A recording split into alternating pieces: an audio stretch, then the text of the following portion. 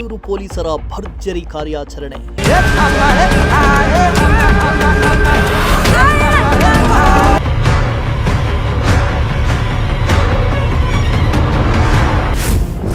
ವಿವಿಧ ಪ್ರಕರಣಗಳಲ್ಲಿ 5 ಆರೋಪಿಗಳು ಅರೆಸ್ಟ್.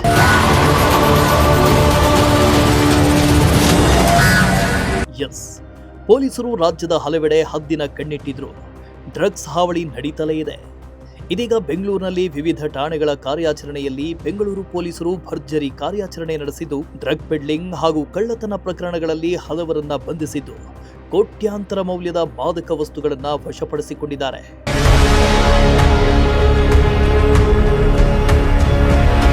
ಹೆಬ್ಬಗೋಡಿ ಪೊಲೀಸರ ಭರ್ಜರಿ ಕಾರ್ಯಾಚರಣೆ ವೇಳೆ 12 ವರ್ಷಗಳಿಂದ ಡ್ರಗ್ ಪೆಡ್ಲಿಂಗ್ ಮಾಡ್ತಾ ಇದ್ದ ನೈಜೀರಿಯಾ ಮೂಲದ ಇಮ್ಯಾನ್ಯುಯಲ್ ಎಂಬ ಆರೋಪಿಯನ್ನ ಬಂಧಿಸಿದ್ದಾರೆ.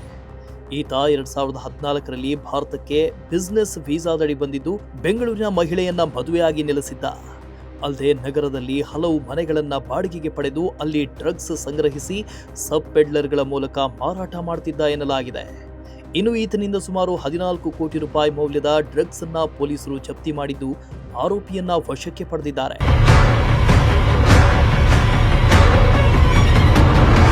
ಇನ್ನು ಯಲಹಂಕ ಉಪನಗರ ಪೊಲೀಸರು ಸಹ ಖಚಿತ ಮಾಹಿತಿ ಮೇರೆಗೆ ದಾಳಿ ನಡೆಸಿ ಕೇರಳ ಮೂಲದ ಆದೇಶ ಮತ್ತು ಮೊಹಮ್ಮದ್ ನಿಷಾದ್ ಎಂಬ 2 ಪೆಡ್ಲರ್ಗಳನ್ನ ಬಂಧಿಸಿದ್ದಾರೆ. ಈ ಆರೋಪಿಗಳಿಂದ 10.5 ಲಕ್ಷ ಮೌಲ್ಯದ 21 ಕೆಜಿ ಗಾಂಜಾವನ್ನ ವಶಪಡಿಸಿಕೊಂಡು ಆರೋಪಿಗಳನ್ನ ಜೈಲಿಗಟ್ಟಿದ್ದಾರೆ.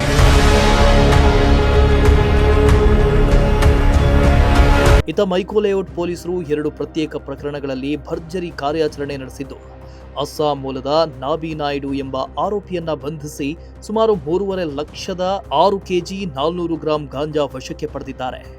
ಮತ್ತೊಂದು ಕಡೆ ಮನೆಗಳ ಕಿಟಕಿ ಬಾಗಿಲುಗಳನ್ನು ತೆರೆದಿರುವುದನ್ನೇ ಟಾರ್ಗೆಟ್ ಮಾಡುತ್ತಿದ್ದ ಐನಾತಿ ಕಳ್ಳರಾದ ಕಬೀರ್ ಹುಸೇನ್ ಮತ್ತು ಅಬು ಸಹೀದ್ ಎಂಬುವರನ್ನ ಬಂಧಿಸಿದ್ದಾರೆ.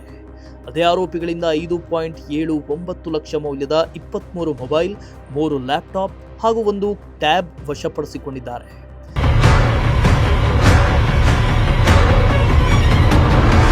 ಡೆಲಿವರಿ ಬಾಯ್, ಆಟೋ ಡ್ರೈವರ್ ನೆಪದಲ್ಲಿ ಗಾಂಜಾ ಪೆಡ್ಲಿಂಗ್ ಮಾಡುತ್ತಿದ್ದ ರಾಹುಲ್ ಮತ್ತು ಪ್ರೇಮ್ ಎಂಬ 2 ಆರೋಪಿಗಳನ್ನ ಪರಪ್ಪನಾಗ್ರಹಾರ ಪೊಲೀಸರು ಬಂಧಿಸಿದ್ದಾರೆ.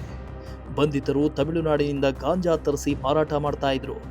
ಬಂಧಿತರಿಂದ 3 ಲಕ್ಷ ಮೌಲ್ಯದ 7.5 ಕೆಜಿ ಗಾಂಜಾ ವಶಕ್ಕೆ ಪಡೆಯಲಾಗಿದೆ.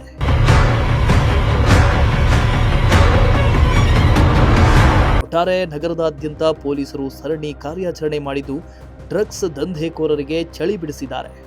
ಬಂಧಿತ ಆರೋಪಿಗಳನ್ನು ಈಗಾಗಲೇ ಜೈಲಿಗಟ್ಟಿದ್ದು, ಇನ್ನುಳಿದ ಆರೋಪಿಗಳ ಪತ್ತೆಗೆ ಬಲೆ ಬೀಸಿದ್ದಾರೆ. Bureau report, Prajashakti TV, Bengaluru.